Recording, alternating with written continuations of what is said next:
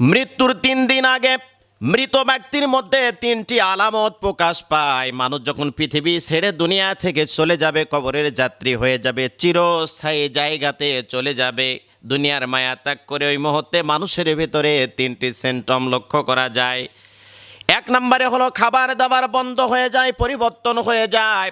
আগে কত খাবার খেত, অনেক খাবার খেত, মুখে অনেক রুচি ছিল, কিন্তু দেখা যায় মৃত্যুর আগ মুহূর্তে এসে মানুষটা যখন বুঝতে পারে আমি আর দুনিয়াতে বেঁচে থাকবো না, আস্তে আস্তে করে তার খাবারটা সংকীর্ণ হয়ে আসে। 2 নম্বরে মানুষের কথার ভিতরে ভিন্নতা দেখা যায়। আগে জুড়ে কথা বলতো, দাপট দিয়ে কথা বলতো, অহংকার দিয়ে কথা বলতো, অহংকারের সাথে কথা বলতো, কিন্তু মানুষটা দেখছে দুনিয়ার মায়া ত্যাগ করে চলে যাব, মানুষের কথার ভয়েসটা আস্তে আস্তে নর্মাল হতে শুরু করে।